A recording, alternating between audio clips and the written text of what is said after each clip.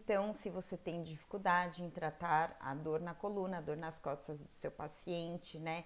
Ou se você trata o seu paciente, a dor volta, ou se você entrega apenas um alívio, né? Um relaxamento muscular, você precisa ficar atento a outros pontos, né? Eu vou te falar agora aqui um ponto importante também para você olhar dentro da raiz das dores na coluna, né? Porque senão a gente acaba não entregando aquele resultado que a gente deseja, a gente se distancia do reconhecimento profissional que a gente deseja, né? Porque é claro que quanto mais resultado e quanto mais você ajuda o seu paciente, a gente como profissional da saúde, cada vez mais a gente fica mais feliz, né? O alimento para nossa alma, e a gente também fica muito feliz quando a gente tem um reconhecimento profissional, né? Que vem do feedback dos nossos pacientes, né? Então, se você não associa a parte emocional e não lembra que essa parte emocional ela pode ter uma alteração da respiração do seu paciente, e isso está associado com uma dor lá na região das costas, então você precisa começar a olhar para isso, né? E por que eu estou te falando isso? Porque o paciente, por exemplo, o paciente que hoje em dia está muito em alta, né? A ansiedade, após essa pandemia, as pessoas ficaram com mais medo, com mais insegurança em relação ao futuro. Então, as pessoas estão mais ansiosas, é, sempre pensando lá na frente, né, com dificuldade de estar no momento agora aqui presente.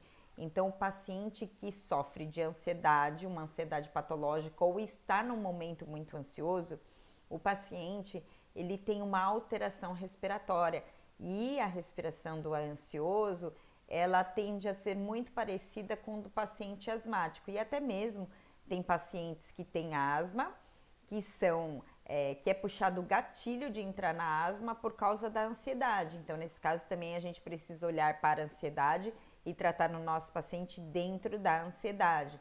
E quando a gente está falando de dor nas costas, dor na coluna, e tem uma relação com o emocional, e que a pessoa está, o nosso paciente está com um padrão respiratório alterado, então a respiração do ansioso é uma respiração mais curta e ele inspira mais do que ele expira. Então ele inspira, ele vai inspirando, puxando, né? E vai ficando todo tenso porque ele tá com medo, porque ele tá inseguro, ele tá ansioso para saber o que vai acontecer lá na frente, né? Então ele inspira muito e ele expira pouco, né? Então é bem parecido com o padrão do asmático, só que é claro, o do asmático é muito mais nítido quando está numa crise essa respiração, mas o paciente ele tende a ter uma respiração onde ele inspira muito e ele expira pouco, o paciente ansioso.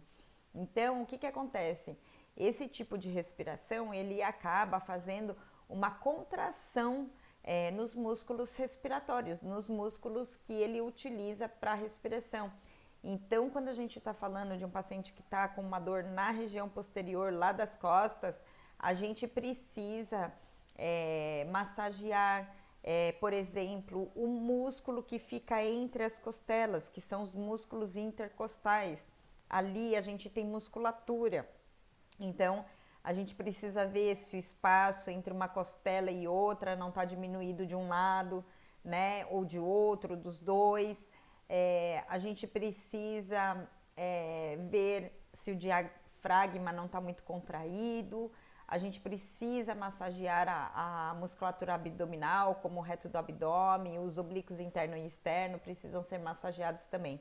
Dentro de uma dor nas costas que o paciente tem por uma crise de ansiedade, é muito importante a gente focar o tratamento dentro de ansiedade, mas dentro do shiatsu a gente vai trabalhar com foco massageando a musculatura da região anterior do corpo, tá? Por quê? Porque a respiração ela é alterada dentro do padrão da ansiedade, isso já pode gerar uma contração muscular na musculatura que ele utiliza para respirar, e aí isso pode fazer uma dor lá na região posterior das costas.